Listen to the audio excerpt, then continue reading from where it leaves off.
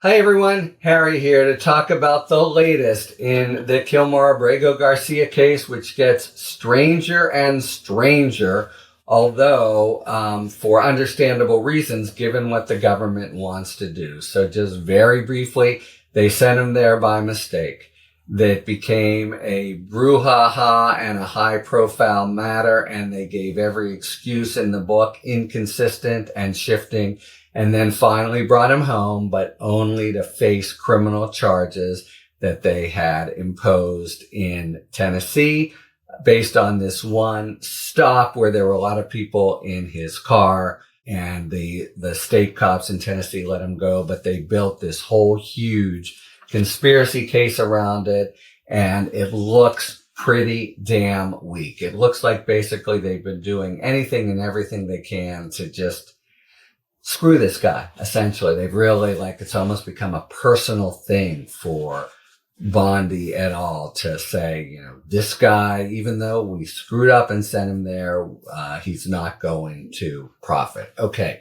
They bring him back to face these criminal charges, and to the administration's chagrin and surprise, the magistrate judge there says, I am giving Abrego, which is how he prefers to be called, I'm going to release him because you, government, haven't shown what you need to show to keep him. You haven't shown he's a danger. You haven't shown he's a flight risk. I'm going to release him subject to certain conditions, which is how people are released. And now the government wants to play its new trump card. Fine. You release him. And even though we've said again and again how important it is to try this case and for him to face justice, being such a severe criminal, and after he pays his debt to U.S. society, then and only then being deported, we changed our mind. We don't want him to see, an hour of freedom and liberty with his wife and kids, including one with special needs. Instead, we're going to take him and deport him right away.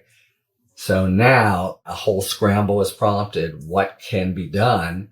Because this is a whole different arm of the government. And even though it looks like the criminal case is going south, can they just deport him anyway to some third country, not El Salvador, maybe South Sudan, and among other things, really treat him harshly, but also keep the whole story from coming out because the criminal case would just go away. That's the writing on the wall, and that's what Abrego wants to prevent. He has filed this motion in Maryland, emergency motion.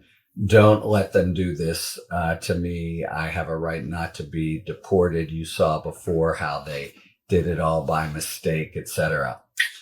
It's a tough argument to make, and that comes through in the papers because typically there's a lot of discretion in the executive to deport whom they want for the reasons they want, etc.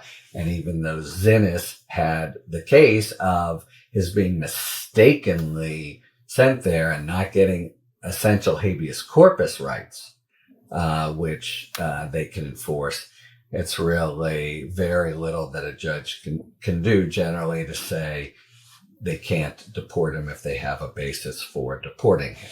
But that motion's been made, and as an emergency motion, the judge in Greenbelt, Maryland has put in a schedule, pretty quick schedule, and there will be a hearing on July 7th on that schedule. At the same time, Abrego today has filed a really, you never see anything like this. He has asked the magistrate judge in Tennessee to keep him in jail, even though the judge has said the government doesn't have the legal basis for keeping him there, and therefore, he has the right to remain in liberty, says, please keep me there until the 16th, which is when a motion I have filed in front of you is to be heard. And that motion is basically to try to preempt the government from deporting him because they've made it clear they're going to. Let me just say that, he is, as a matter of equity, it seems so clear they're just trying to harm him and win at all costs. But as a matter of law, to be able to actually get a court to tell the executive you may not deport someone who, at least if they can show there's a basis for deporting, really a tough road. And it seems to me that even if the courts, either of the two, the one in Maryland or the one in Tennessee, enter even a temporary order to consider things, you'll probably see the DOJ race to the Court of Appeals and say they can't do that even in a temporary way. And we're not going to wait until the 16th. So there's going to be a fight even to try to deport him immediately and not have these emergency motions heard. But if they prevail, and I think, that'll go up to the Court of Appeals, et cetera, and it comes to July 16th, I don't see the likelihood. If this weren't such an extraordinary case, I would be more emphatic as it is. I'll just say, I don't, as I sit here, see on what basis either judge would be able to say, you may not deport Abrego. If that's the case, then what we're talking about is come the 16th or come the adjudication of this emergency motion, he's probably looking at being deported to a third country that isn't El Salvador, even though the facts seem clearly on his side and the opposite of what the administration has said. He seems to be a solid, fully employed, stable father, etc. You can paint the other picture. Yeah, he at one time his wife got a restraining order.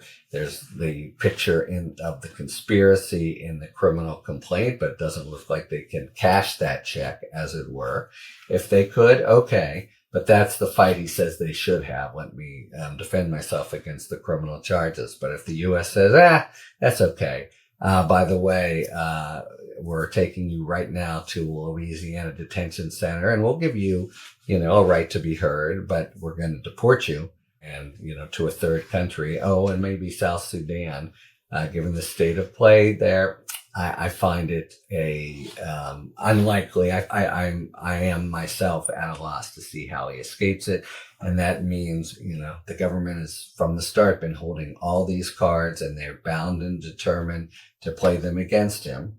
And if they are, and it seems to me they are going to be, then I think they're going to be able to figure out a way to A, deport him, and B, from the public point of view, bury and from public scrutiny the whole kind of either squirrely or flat out dishonest and maybe unlawful chain of events, including and culminating in the criminal charges, that it'll just be, buried in history if he is deported. That's a bad result all the way around, but I think a fairly likely one.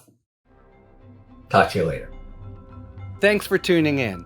If you enjoyed this video and other Talking Feds content, please take a second to like and subscribe. Talk to you later.